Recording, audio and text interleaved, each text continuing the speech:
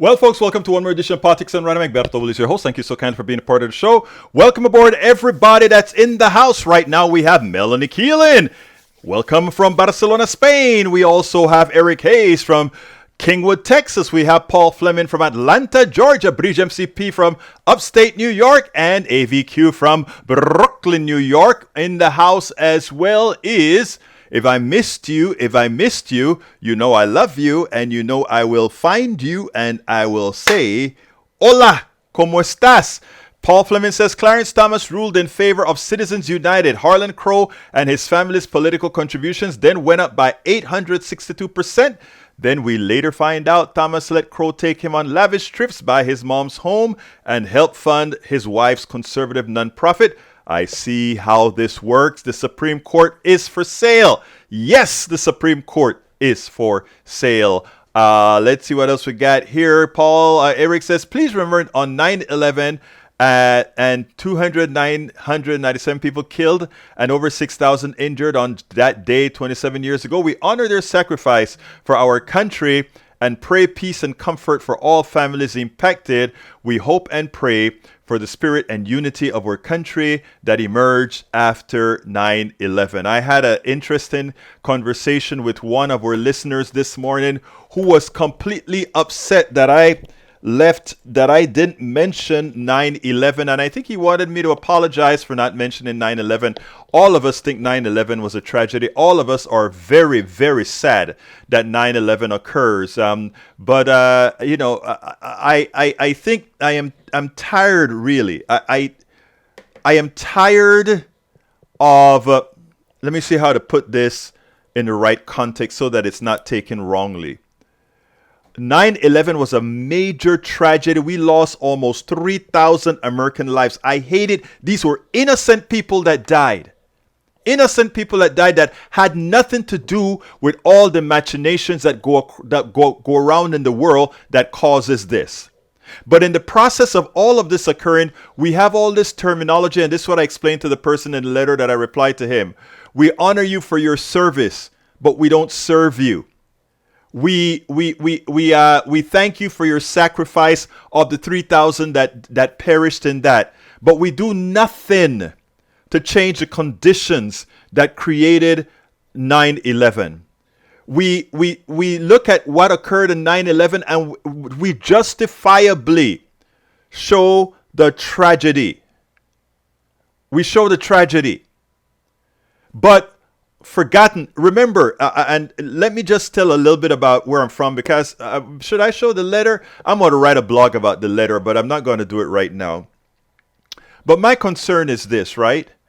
I want to be able to show that measured response and understand that those people who died on 9/11, they were not sacrifices. They were not sacrificed. They were a result of a terrorist act. And they were a result of much other things as well.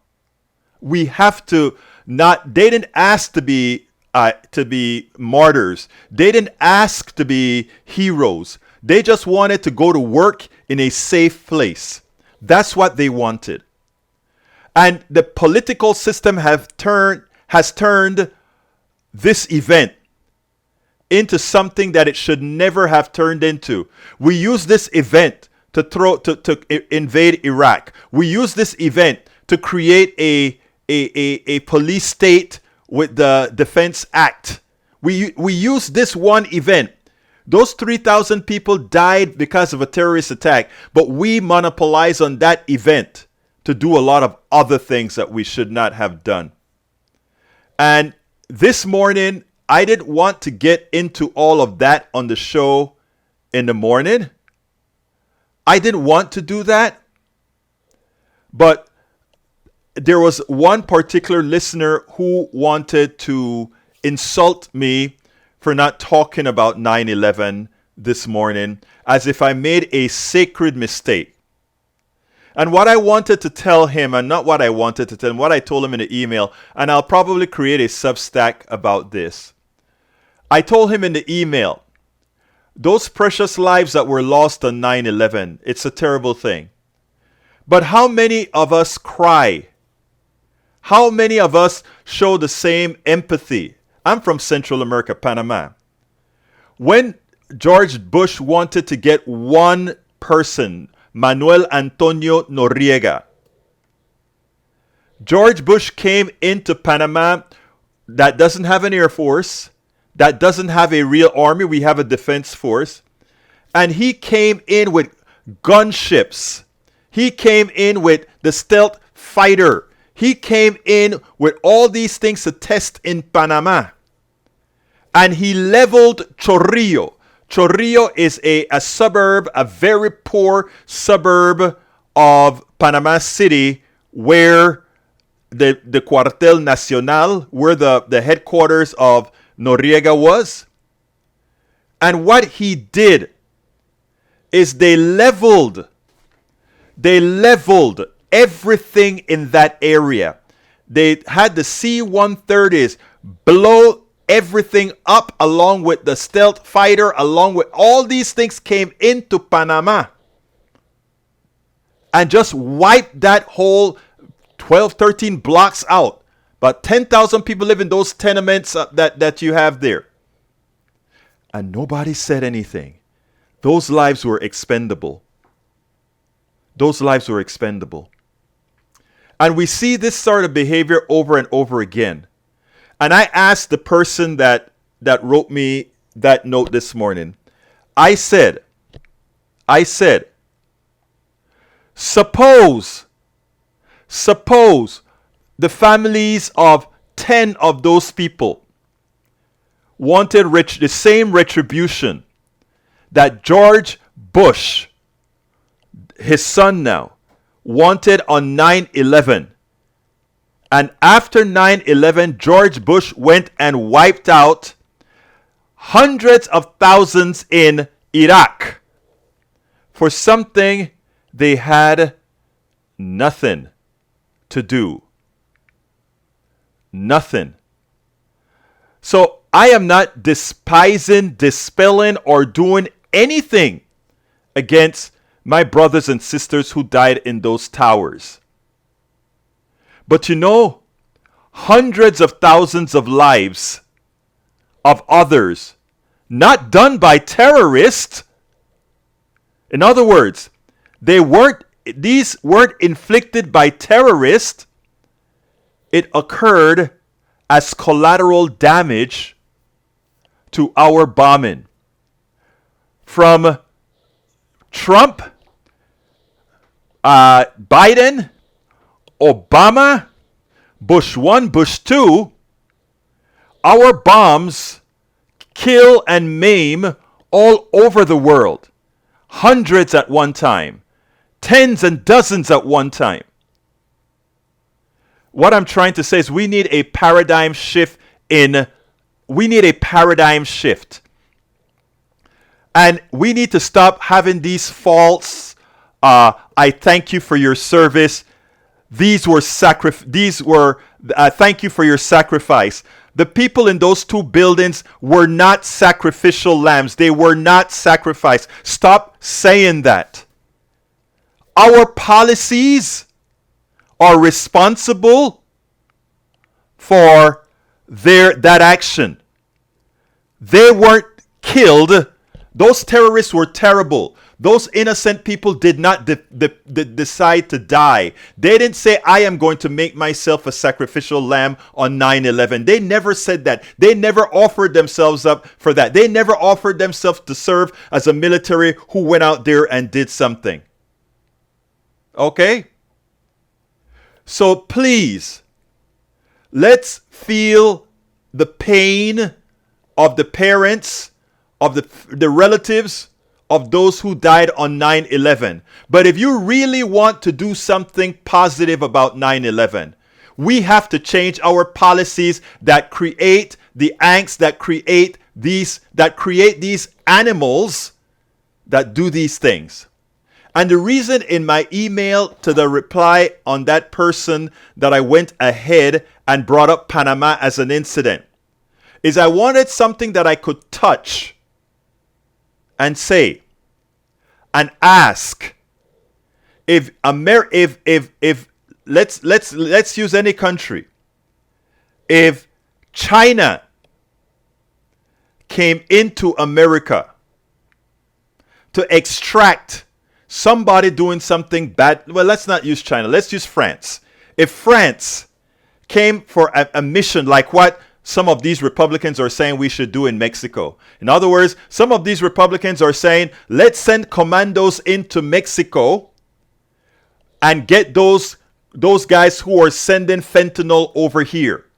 That's what some of our Republicans are saying. Send troops, send special forces into Mexico.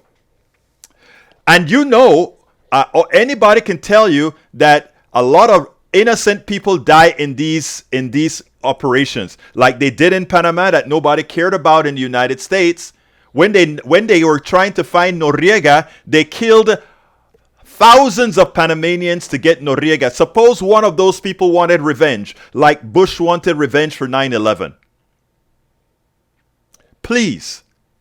Now, what happens when our commandos go to Mexico and start shooting up a whole lot of people, including innocent people, and those people who we shot up innocently want revenge and come to the United States and killed innocent Americans?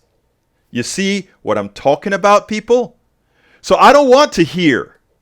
I really don't want to hear about thank you for your service and let's thank them for their sacrifice. They never asked to be sacrificed. They never asked to be sacrificial lambs. They wanted to go to work and come home safely. That's what they wanted.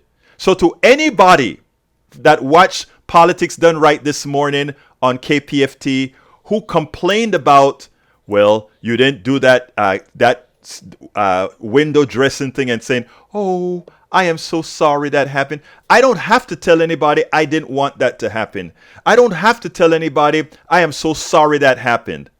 But I can tell everybody I understand why that happened. And it wasn't the fault of those innocent people there, but it was the fault of a lot of plutocrats who forced our government into policies that created that revolving door, that cycle of violence. So that's my little rant for the day that I had not expected to say at all. So let me read some of your comments before I get into the program proper. Let's see. Whoa, that's a lot. All right, let's go ahead. Eric says 9/11 is not tiring thing, just like World War II should always be remembered and never allowed to be repeated. Yeah, World War II should never be repeated, just like we shouldn't have dropped the nuclear bombs in World War II. So there's a lot of things that shouldn't be repeated. You know, we talk about, we're concerned about other countries using the nuclear weapons on other human beings. Let's remember, we are the only country that has ever used the atomic bomb on human beings. So as we remember World War II, we should also remember the culmination of World War II that we just said, to hell with it, we are going to finish this stuff, and we killed hundreds of thousands with 2 nuclear bombs. We have to look at everything in its totality. Michael Rudden says, New Yorker here. I watched the second Lord come down from 30 blocks away. I'm tired of talking about 9/11 or nation change to a surveillance state afterwards. That's what I wanted to point out as well, Michael Rudden. Thank you for doing so.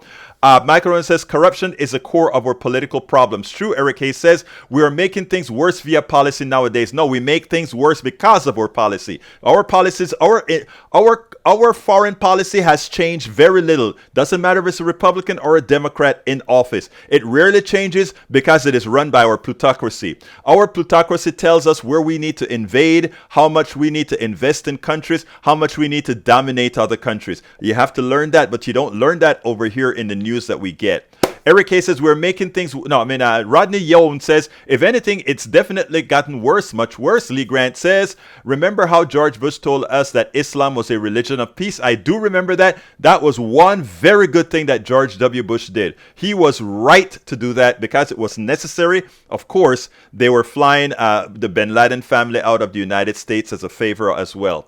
Paul Fleming says, one terrorist at cause or country to another, carry on another country that has nothing to do with with 9/11. I feel bad for all those people who died on Earth that I will never forget where I was on that day. Our country still has blood on its hands. Eric K says, but we don't police anything now, just our own citizen. You know, there's some truth to what you just said there, Eric. Michael Rodden says, Patriot Act, AUMF, invasion of Iraq. On lies, yep, we went to the wrong way afterwards. Actually, that was planned. We were going to use any excuse. Any terrorist attack that occurred, we were going to go into Iraq on that premise. Paul Fleming says, one terrorist act on a country. I read that one already. Bridge MCP says, I'm one that believes fully it was an inside job. Won't say why, but have inside info. And like Michael, the smell of the dead were overwhelming. I was too close. I didn't realize that, Bridge. Michael Rodney says, Paul, we wasted $6 trillion into our incursion in the Middle East. We destabilized religion, created millions of refugees. The invasion of Iraq was our nation's worst foreign policy adversary. So think about if we had invested that into healthcare instead of these ridiculous wars into healthcare.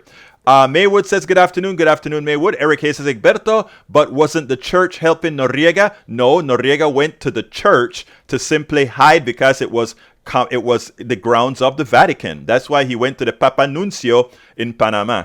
Okay, Bridge MCPs, Eric, it was not terrorists from the outside of our country. Rodney Yum says, oh my, you are so effing right. But whenever someone being up, were labeled as a non-American. I'm not concerned about anybody labeling me as a non-American. I chose America. I am a naturalized American citizen who chose America, and I feel no different than a born American because the only American that has a right here, even though somebody tried to dispute that, oh, well, the indigenous people came over the Bering Sea. Well, if they came over the Bering Sea, guess what? They came here first. So that's said. All right, let's see what else we got here. Michael Rodney says, replying, I don't attribute incompetence of what some see as malice. When then President Bush was told what happened, he froze for 7 minutes. They had no clue. Of course not. Let's see. Paul Fleming says they got visas to work and go to school here. Yes, they did. Bridge MCP says, it was Brothers Security Company who closed the towers a week prior, and no bomb dogs were allowed. It was planned demolition. Okay, I'm not going to get into that one. Rodney Young says exactly, but wasn't the entire country based on war? Just think about it. That's exactly right. Everything that we did was under arms, and that's why we are such an arm-driven country. We just love to kill. We love to maim. Ask the indigenous people who marched on the Trail of Tears. Ask indigenous people who had Black Hill as that was their territory until gold was found. And well, the treaty was no longer valid because you found gold, Indian people. We are going to take it back. Those treaties meant absolutely nothing. All right, we got also para ver. I'm going to scroll down a bit.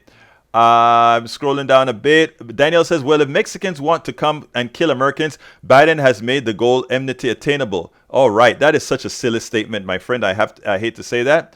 Tom C says 9/11 also marks another tragedy. 50 years ago in 1973, U.S. government supported a military coup d'etat in Chile that resulted in thousands of political execution under the dictator Augusto Pinochet. That is also true. And we have to learn these things. The problem, Brother Tom, is that many of us don't know our own history. We don't know our own history and what we've done. So they can say just about anything, right? Let's see what else we have. Egberto got 2 minutes. General Wesley Clark said we had plans to invade 7 nations in and around the Middle East. I believe that. I'll talk about that after. I don't have it right now because we got a lot of videos to show. Daniel says, okay, Egberto, do you support the billions we are sending to Ukraine? After all, that money could be sent on healthcare. Yes, I agree with you there. Let's continue. CSEC says, Daniel Ledo, sounds like you're trying to use logic with Egberto. You know that doesn't work. Actually, I think they reverse. Stop looking in the mirror, Mike CSEC. Stop looking in the mirror, my friend. All right, let's see. Eric Hayes. All right, let's go to the first video. This one was brought to me by Tom Sarnik. This video is courtesy of Tom Sarnik. I found it so compelling, I had to go ahead and play it right away. So Tom, thank you so kindly for bringing this one to my attention. And here we go. One of the things that not related, but to talking about, you were talking about the cost of things going up and the problem with our healthcare system, dealing with just ordinary problems that people have from day to day, or going to the doctor, going to the hospital, or whatever. What we're experiencing right now, and this is scary to us as we get older, is that, especially in Florida, but maybe everywhere, is that the nursing homes and this so-called assisted living, it's really a nightmare situation, because it's all for profit. Lane's brother down in Florida is in a assisted living home, and he's got Parkinson's disease, and he's struggling. He can't walk, so he needs what they call assisted transfer, which is taking him out of bed, putting him in a wheelchair, taking him to the bathroom, a shower, etc. They're balking now. They were doing it for a while, and he's paying $10,000 a month to stay in this place. What? And $10,000 a month. It's supposed to be like one of these, high class things. He wanted to go there because it was near his home, and they do very little to help him. They don't even clean the room. It's a mess. And because we were down there, and now they're trying to throw him out because they want him to pay even more. $10,000 a month? Yes, $10,000 a month. You realize most of that is profit. I know. And because, we saw other places that are a lot less. These places, they want to do the least amount of possible for the amount of money that they make. So as soon as you get into a situation where you need help, out the door, next, they just throw you out. And if you have to go to the hospital, which he did, your room might be occupied when you try to get back. So it's really a disaster. And we're struggling. Her other brothers down there, and he doesn't really know what to do. We don't know what to do. We might bring him up to Michigan. It may be that we'll have to do that. It might be better here than down there. This is outrageous. Let's repeat this. For you have your wife's brother in a nursing home. Yeah. They're paying north of $10,000 a month for a room and also 3 meals a day. Right. $10,000 a month. And they're balking because now he has Parkinson's disease and he has to be taken to the bathroom. Right. Most of that money goes for profits. That's our system. Yeah. And we were down there a couple months ago, or 3 months ago, and we wanted to see what the situation was like. And he seemed to be in good spirits. There is a minimal amount of activities, which is okay. He doesn't really care about socializing too much. But the problem was that the people there, they just seem to be kind of walking around. And I'm talking about the people that are supposed to be helping. They really don't help. They're doing whatever is the minimum, and the supervision is very, very, very minimal. So you're kind of on your own. And this is what scares me about our whole healthcare system as we get older, is it's even the hospitals and the doctors, they just want to see healthy people. They just want you in and out. And if you get really sick or you need help, good luck to you. In the old days, those places used to be owned. They were smaller, and they were owned by local groups and local churches. They were part of the community. And now those things are all bought and they're owned by big business somewhere. And all they want is the bottom line. And they've done things like they take that $10,000 and they hide it in a different investment accounts, the property not related to the service that they're providing. Yeah, and it's all bells and whistles. You go in a place like this, and it's they got the marbled and wallpapered, and everything looks real fancy. But then when you dig deeper into the care that are getting, it's very minimal. It's just like these people are just part of the furniture, and they just move them around and throw them out the door when they're not as useful as, or make as much money for them as they did before. The number is one person, one room, 3 meals a day, $10,000 a month. That should tell you everything. Wow, that is. I worked home health care. Let me just tell you, I played the wrong video, but I was going to play that one after anyway, because they're actually sort of on the similar subject. But when we had our Ask Egberto Anything on Saturday, and it turned out that he gave that story, Tom gave that story, I could not. It was just astounding to me, $10,000 a month, because like I told them, my wife's mother, when she got the stroke, we were wondering if that is the kind of stuff where we were going to have her And we were thinking all kinds of things. Maybe she would have had to come here and, and be taken care of here. And then, it's what we have in this country is a fraud. What we have in this country is a healthcare system that says after you reach to that stage in your life, we then take everything that you have accumulated over time. Because as Tom would tell you, while you still have assets, you have to be in a private room, a private care. And when you run out of money, then you get into the government rated system. But by then you have to be broke. You have to lose all your assets. So talk about leaving something back for your family. And for those who say, well, go ahead and get insurance. Again, Tom explained what that really means. Now, Tom also sent me a very important video that I want to play here about a traveling nurse. I want you guys to check this out, and then we'll take it on the other side. This is another important stuff that tells you the dire straits that we are in as a society right now.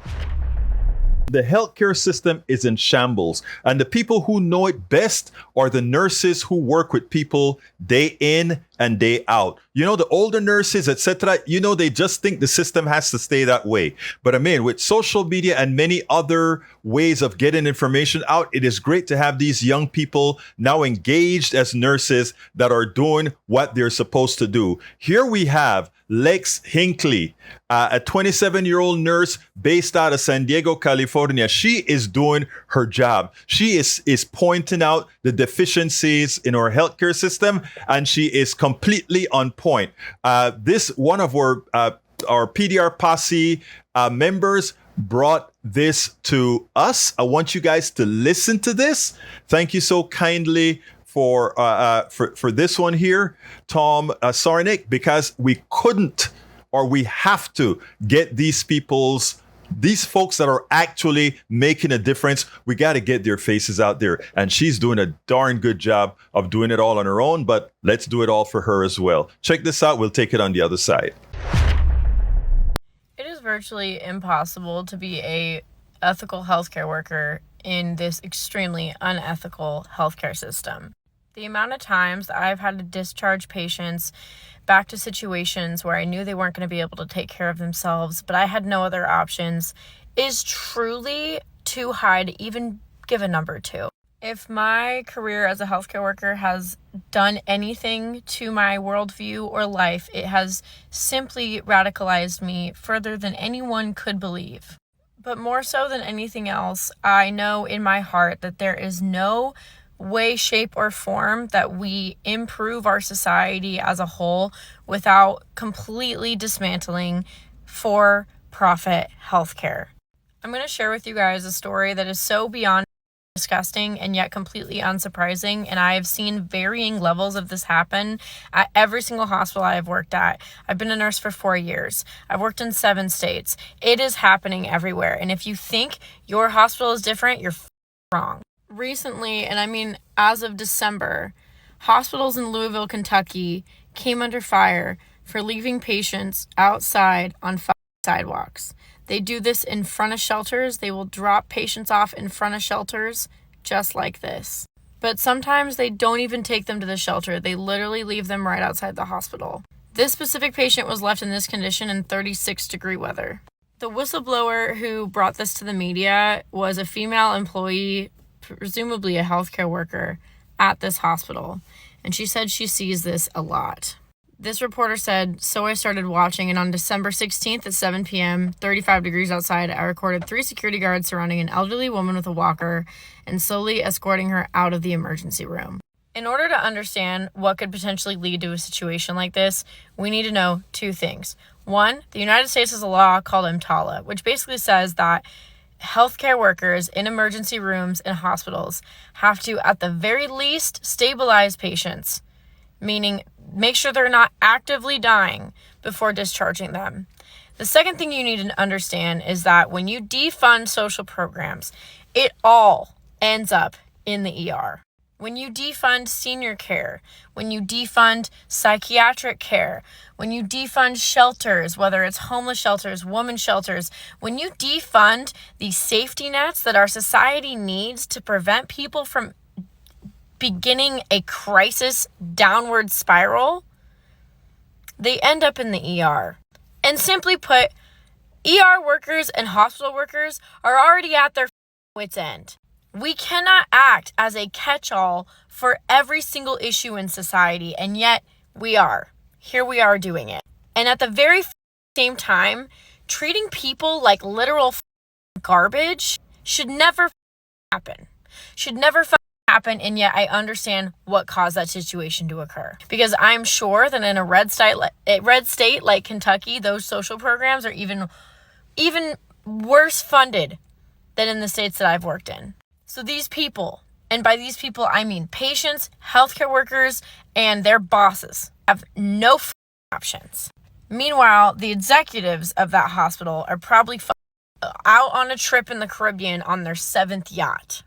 The only way to fix this, the only way to fix situations as unethical and disgusting as this from happening is to fund solutions.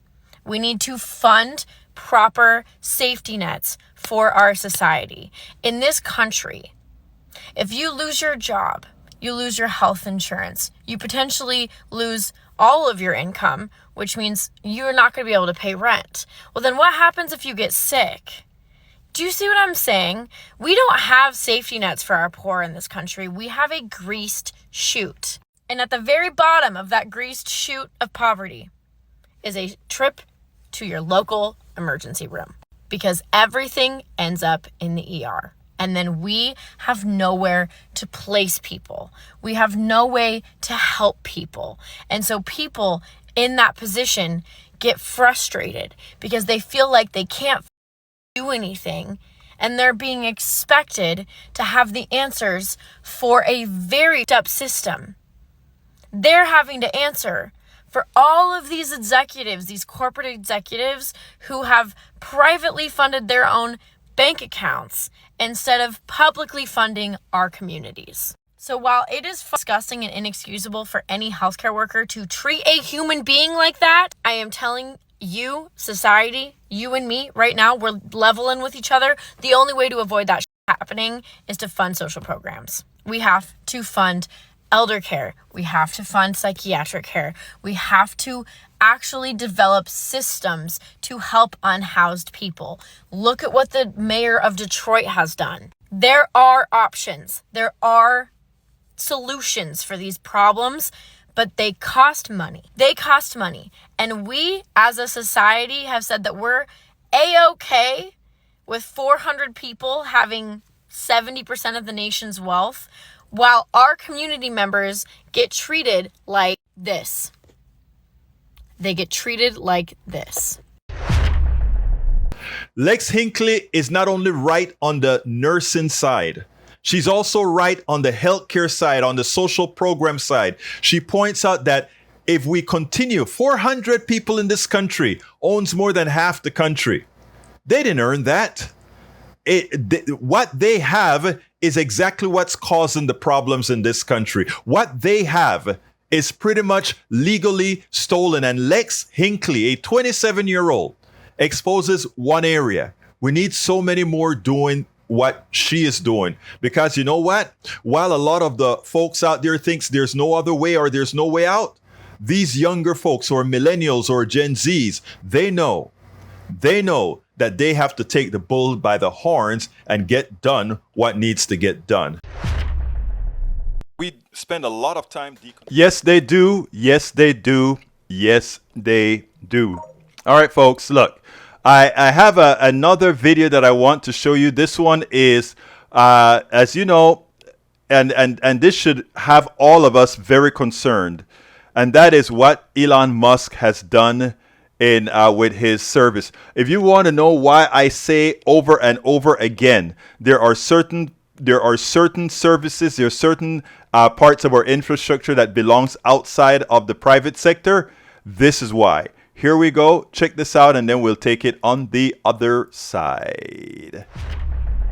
Elon Musk admits that Walter Isaacson's biography on him stating that he cut off the Starlink services that Ukrainian drones were using to communicate as they launched an attack on Russia is true. A billionaire intervened unilaterally to support America's enemy. Secretary of State Tony Blinken's timidity to object or criticize Musk is a perfect example of why certain critical parts of our society must not be left to corporations in the private sector, as they have no loyalty to person or country, but to their bottom line and their prejudices. Listen as CNN's Jake Tapper gives Blinken every opportunity to condemn Musk. It is clear he is scared of the billionaire, even as his action bordered on treason. SpaceX CEO Elon Musk has recently confirmed a report that's in Walter Isaacson's new biography of Musk that last year Musk blocked access to his Starlink satellite network in Crimea in order to disrupt a major Ukrainian attack on the Russian Navy there. In other words, Musk effectively sabotaged a military operation by Ukraine, a U.S. ally, against Russia, an aggressor country that invaded a U.S. ally.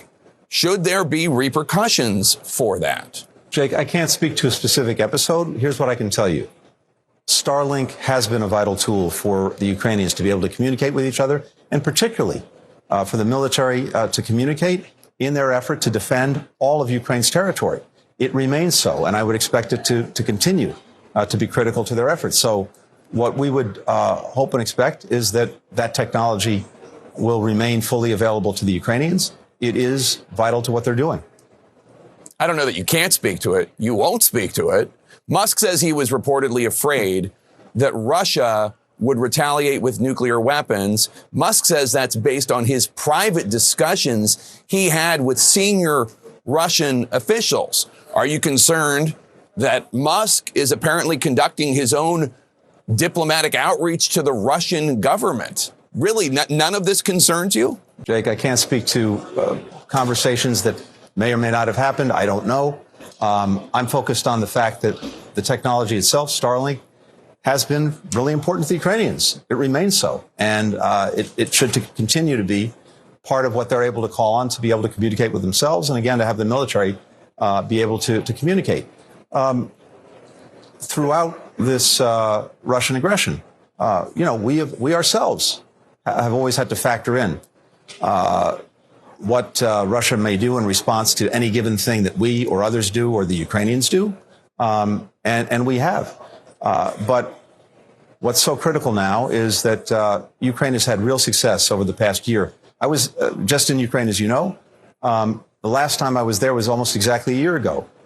In that year, from the last time I was there till this week, the Ukrainians have retaken more than 50% of the territory seized by Russia since February of 2022. They're now engaged in a critical counteroffensive. And we're doing everything we can to maximize our support for them, along with many other countries, so that they can be successful. Starlink is an important part of their success. And as I said, we expect that it will continue to be so. It sounds like Starlink's so important, the U.S. government doesn't want to risk offending a capricious billionaire who did some things that I think in another situation, the U.S. government might want to say something about. You know, it's interesting because America likes to give these billionaires kudos as if they are the best thing since apple pie, as if they are geniuses. What they are geniuses in capitalism. Geniuses is using everybody else's skills, everybody else's abilities, make it theirs and monopolize on it. You know, Daily Kos had a story on this particular subject that I loved. And this is how he started to talk about Musk. He said the following: Elon Musk is neither an engineering nor business genius. He didn't found Tesla. He didn't design the motors or the batteries or the cars. He did found space exploration, more familiarly known as SpaceX, but again, he never set his hand to an engineering design, much less a wrench. What Musk did do was recognized that both the automotive and space launch industries were hugely stale, completely populated by people whose policies and technology were relics of the glory days of the long past, and that a determined and lucky run of these targets just might kick their asses. And the reality, I want you to understand what he's saying there. He's saying that the other guys in the private sector as well, you know, the Boeings and all these old guys that built the Apollo, that built the Saturn and built all these other guys, that they just went stale. Supposedly the private sector is efficient. Supposedly the private sector is always looking for the next best thing. But when you are getting free money from the government, when these corporations are getting welfare and not getting anything for creating anything new, what you get is stagnation. And that is what Elon Musk took advantage of. No matter what people think of Musk's failures at self-driving or the post-apocalyptic design of the extremely late-to-the-party Cybertruck, the truth is that Tesla now holds a position in the automotive industry that its century-plus-old competitors can only envy. Over at SpaceX, Musk has a near monopoly in an industry that others only starting to understand. This week, we got a glimpse of what that means, and that glimpse looked like Musk being able to single-handedly determine who lives or who dies. Again, look at what he did in Ukraine, where he stopped the Ukrainians from getting rid of Russian ships that were launching missiles to kill Ukrainians, which means that single-handedly, Musk was responsible for the murder, for the deaths of many Ukrainians. I want to go further to explain what he's saying here. He says, last week we learned that Musk personally intervened to cut off communications to areas in Ukraine to thwart an attack that was intended to sink Russian warships docked off of occupied Crimea. That attack could have played a significant role in determining the outcome of the war. On Friday, Musk admitted that he took direct action to prevent communications in the area of the attack, which reportedly left Ukrainian drone ships floating helplessly. Soon, some of these ships washed ashore near the Russian fleet and were studied by Russian authorities eager to block future attacks. The Russian Black Sea Fleet has fired hypersonic missiles into civilian structures across Ukraine, resulting in some of the most horrific war crimes of Russia's unprovoked illegal invasion. Those attacks continue today due to the decisions of one man, a billionaire named Elon Musk. Musk pretends that by preventing Ukraine from using the communications gear they had mostly purchased, that he was refusing to play a role on military attack, but he played a role. He chose sides. He chose to protect the Russian warships because he claims he believed Russian propaganda about a nuclear threat. Musk chose to put his own opinion over not only the strategy, but the lives of Ukrainians. They are still paying for this decision in blood, for his decision in blood. Perhaps most astonishingly, just 2 months after Musk decided to pull the plug on the attack, SpaceX announced the Star Shield service, which it advertises as featuring additional high-assurance cryptographic capability to host classified payloads and process data securely, meeting the most demanding government requirements. So here he is saying, hey, we are going to make sure that Starlink can serve the needs of the government by giving them the security that they need, but it's still controlled by Musk. Folks, when we talk about there are certain services and that do not belong inside of the private sector, these are the things we're kind of talking about. When I talk about a food, I wrote a book.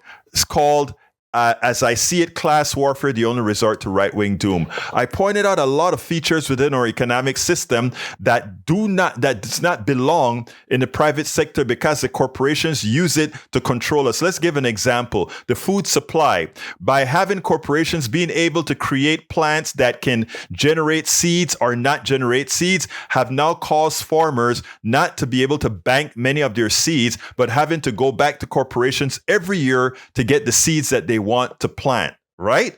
Again, they own the patents, and if your pollen blows into another place, it suddenly you have to pay the corporations because you are now growing their product. The same apply to many patents for drugs, etc. These things do not belong in the private sector. Now we see a clear example where one person, a billionaire, because he controls communication, which nobody should control up in space, right? Because he controls that, he can determine if he's going to allow the signal to allow a government who is defending themselves against another violent government. He's deciding, I am not going to allow you to go ahead and use these services to do what you need to get done. Communications, he's just proven things that I've said before. Communications do not belong in the private sector. Certain forms of energy, distribution, etc., does not belong in the private sector. Healthcare does not belong in the private sector because these are things that we must have. These are the things that we need. And by keeping these things or having these things in the private sector, we're giving the private sector, the corporations, veto power over the things that we need. Not only veto power, but extortive power over the things that we need. We give them the ability to blackmail us as citizens of countries because they control it. It is time now. First of all, Musk's proves, I think, clearly proves what he has done with Starlink, that Starlink cannot be controlled by the private sector. People may say, but he innovated it. He didn't innovate it. All these technologies were developed at NASA and other places and refined in these different companies. Musk is doing nothing new or gallant or nothing new or effective that no other organization cannot do. He's just a person who was able to take advantage of the old dogs who are not doing the work that they got so used to sucking on the government's you know what that they didn't perform. Well, he has shown that in his performance and his evil, he is a danger. He's a clear and present danger, not only to America, but also to the world. Absolutely so. Clear and present danger to the world, not just America, but the world. Okay, we're coming close to the end of the program. We only got like 8 minutes. I got one more video, and this one is great to see when you have an interviewer who has intellect, an interviewer who does your homework. I want you to check this one out, and then we'll take it on the other side. Very, very important how this guy really handled Vivek. Vivek met his match. Vivek met his match.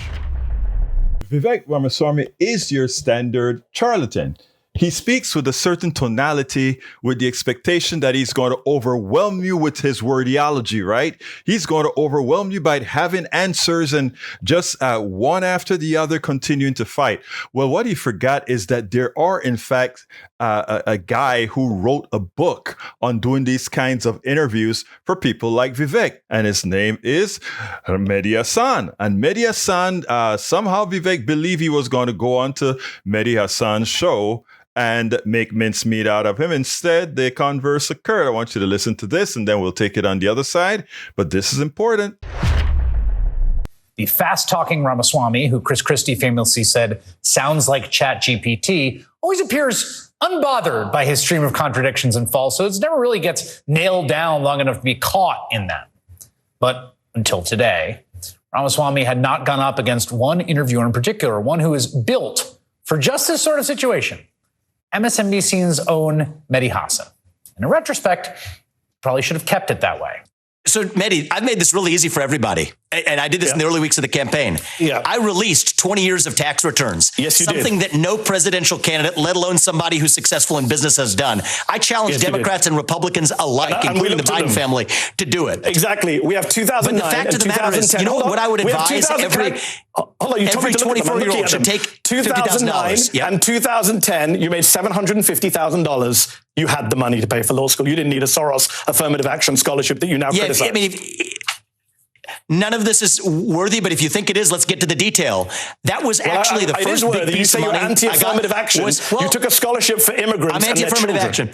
So why did you take a scholarship for the children of immigrants? Which falsehood would you like me to address? The financial one or the one about my views on affirmative action? Because I can go in whichever order you'd like. On the financial piece of it, not at the time that I had applied for the scholarship that fall. Yes, you did. That December. Yes, you did, On Vivek. December, This is awkward for you because you did. You're, I think, the best interviewer in American media. Oh, you're too kind, Chris. At that kind of thing. You really are. You're phenomenal at it. What is the Vivek Ramaswamy method? What's been sort of amazing to me is like, I feel like he's set some sort of Olympian record of glibness. Just like everything is just like, well, I would simply do this. This is so easy. It's like everything is easy. Everything's obvious. Like, and it's like, well, no, not everything's that obvious. What was your takeaway from going toe to toe with him? The takeaway I had is that there are two big issues with Ramaswamy. One is, what is his qualification to be president of the United States? Fair And the other question. is, can we trust anything he says? And those were the two themes I stuck to. He was a little irked by that. He did the kind of, these are gotchas. Why can't we talk about substance? But my point is, why would I want to discuss the details of your peace plan for Ukraine before we first establish whether you should be president, right? Like anyone can say, I've got a plan for Ukraine. You go on the internet right now, 100 people have opinions on Ukraine. The issue is, why this guy? What's he going to do about it? How can we trust him? And I think, what I tried to do, I asked him about, he used to criticize Trump. And now he doesn't, because he probably wants to be Trump's vice president. So I put that to him. And, the Soros stuff you just played. This is a man who attacks George Soros. He took a scholarship from the Soros family, from Soros's brother, an affirmative action scholarship, which he claims to hate. And then he said, I didn't have the money for it. And I challenged him. He said, I never said that. It's another thing he does, Chris. He just denies things that are on tape. I want to play that exchange about because he had tweeted after January 6th. Again, I don't know if the tweet itself was pandering at the time or what he really thought. I mean, who knows where the line is, right? My suspicion is that he tweeted it because he thought it, but we'll see. About what Trump did was abhorrent, and you had an exchange over that. Take a listen. Yes, I want you to answer my question, Vivek. Three Mehdi, times I've asked it. What did Trump do that was downright abhorrent? It's a simple question. It's your words. It's on screen. What did he do that was downright abhorrent? I believe that failing to unite this country falls short of what a true leader ought to do. That is why I'm in this race, is to do things differently than any prior president has done them. That's the hard truth, okay? And that's what made him a sore loser and abhorrent. The media and the... Mehdi Hasan did exactly right. He kept him off balance, because when you're lying, it is dependent for you to keep the equivalencies and the balances in check. And when somebody continues to chip away at your fallacies, it takes the soil from underneath you. Watch how Hasan did that, and listen to the commentary that went along with it, because I tell you, that is what it's going to take for certain folks to understand the dangers of guys like Ramaswamy. Absolutely so, folks. Absolutely so. Anyway, folks, got a lot of commentary that I'll go ahead and read after the program. Look, I thank you guys for being here. Please remember to support the show. I'm trying to pull that up right now. Please go to, for those that are listening on podcasts, I'll say the words out, politicsdoneright.com/support. politicsdoneright.com/support is how you can help support this program to make sure that we can keep doing what we do. It's a lot of work, and I know you all know that. I know that's why many of you are our great supporters. Michael Rudnin, thank you so kindly for having been here. Let's see what else we got here. Anyway, you can go to politicsdoneright.com/support. I'm about to put that into the chat right now. politicsdoneright.com/support has all the different ways in which you can support this program and make sure we are successful. Thank you, Breach MCP, for that wonderful super chat. We cannot, I repeat, without great listeners like you who continue to make sure we can keep this up, we can't do it. It is your doing. So folks, follow Breach. Let's have a super chat. I want to see what's the biggest super chat I'll ever get. Anyway, so go ahead. Thank you, Breach. You are wonderful. You're beautiful as usual. Let's go ahead and go to politicsdoneright.com/support for all the different ways you can support us. Or you can just go ahead and hit this donate button on the video, or do a super chat. Also, you can go support us by linking or getting a paid copy of our newsletter That's at politicsdoneright.com/newsletter. Again, that is politicsdoneright.com/newsletter. We would be extraordinarily thankful for all of you who say, you know what? I think I want to give Politics Done Right a coffee a month. That is all it is. And what you're really doing, again, you get a chance to read every single one of the books that I publish, both the ones that are already published and the ones that I have in the pipeline to be published. Right now, I have 2 of them on Substack. I have to transfer 3 more of my 5 books to Substack, and I'm in the process of doing that. Slowly, it takes a lot of time, but I'm doing that. So if you subscribe to our Substack, politicsdoneright.com/newsletter, all of the books that I write, you read them in Substack for free. And not only the books that I've already written, but all the new books. That is my commitment for those of you who decide I am going to support Egberto Willies and Politics Done Right by being a subscriber to his Substack, which is at politicsdoneright.com/newsletter. Wow. Daniel says, I know you need money. I'm sending you a form to apply for funding from Kim. He's very generous to his fellow socialists. Bridge is probably going to be upset that I read that. But Bridge, I want folks to understand that I love everybody. And when he does that, it's okay. It's okay. All right, folks, don't forget. I'm going to put that link to the support one more time in the chat. politicsdoneright.com/support. And one more time, I'm going to put the newsletter in there. politicsdoneright.com/newsletter. Please support us however you can. My name is Egberto Willies. I want to thank you so kindly, all of you, for listening to the program. I couldn't do this without you. You all are my, what again? Heroes. My name is Egberto Willies. This is Politics Done Right. And you guys know how I end this, baby. I am what? Out. We spend a lot of time deconstructing the news, trying to parse it into a form that everybody can understand. We try to find those little nitpicks where it flies above the fray, etc. If you really like these videos that we do, I want to ask a big favor. Please go ahead, number 1, subscribe to our channel, and number 2, please join if you can. Thank you so kindly for watching. Keep watching. Please remember to share. We must populate the entire internet with our progressive message, a message that we know is what most Americans say that they want. So help us, please join.